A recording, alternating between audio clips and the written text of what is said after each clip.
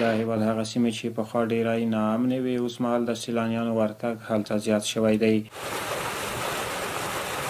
د میدان وردګ ولایت د جلریز ولسوالۍ د سنګلاخ ښکلې شنه دره چې د تیرو جګړو پر مهال هلته تګ راتګ ډیر ستونزمن و، اوس مهال دغه درې ته د هیواد له بیلابیلو ولایتونو څخه سیلانیان ورځي. سنګلاخ سیمه د سړو او پاکو اوبو د چینو په لرلو سره ځانګړی نوم او شهرت لري. په دغه سیمه کې د مڼو او نورو میوو سمسور باغونه شتون لري چې په وروستیو کې د ډیری سیلانیانو پاملرنه جلب کړې ده. په هیواد کې سرتاسري امن هم له خلکو سره د هوسا ژوند کولو هیلې زیاتې کړې دي او ډیری هیوادوال تفریحي او شنو سیمو ته ځي او ذهنی آرامتیا ترلاسه کوي. از کیچو ندارم، از بچه‌ام چند روز پیش اینجا آمده بود. ما گفتیم میریم پغمان، میریم کجا میریم، سالنگ میریم. بازو گفت که یک منطقه به نام سنگلاخ بهترین هوا و فضا و موقعیت اینجا که آمدیم براستی که نمو تو صحیح و سلامت هم خوب جای لذت بخش است. یک دره خوب است، هوای خیلی مناسب داره نسبت به پغمان، چه هوا این جای برای ما خوب یعنی مزه‌دار میشه. والله پیام ما است که همه هموطنان ما از این جای استفاده کنند و وقت خوش بگذارند. در وطن ما صلح و امنیت بیه که فعلا هست الحمدلله. مثال هایی که امارت اسلامی آمده خیلی مردم میاد به تفریح.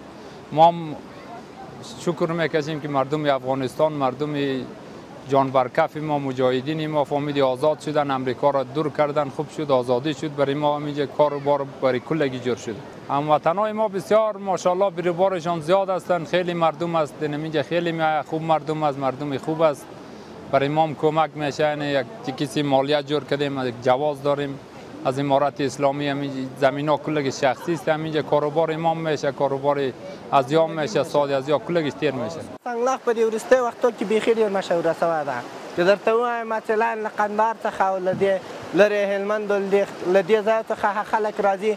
اوره جمعه له میدان څخه، کابل څخه، له پغمان څخه او داسې نورو سیمو څخه دلته خلک راځي تر څو د یخې اوبو څخه، یخو اوبو څخه او له دې ښکلي ماحول څخه استفاده وکړي. او د اختر په ورځو کې له قندهار څخه او له دې نورو ځایو څخه هم خلک ورته راځي. میدان وردګ ولایت د هیواد له مرکزي ولایتونو څخه دی چې د نورو سیمو په پرتله یې هوا سړه ده. شنې او ښکلې درې لري چې د مڼو، ګیلاسو، زردالیو او نورو میوو سمسور باغونه پکې شتون لري. دغه ولایت ډیری اوسیدونکي په کرنه او مالدارۍ بوخت دي او ځینې نورې کوچنۍ سوداګرۍ کوي. د یاد ولایت د جلریز ولسوالۍ د هیواد په کچه یوه ښکلا لرونکې سیمه ده چې په وروستیو 3 کلونو کې هره ورځ زرګونه سیلانیان ورځي او لیدنه یې کوي.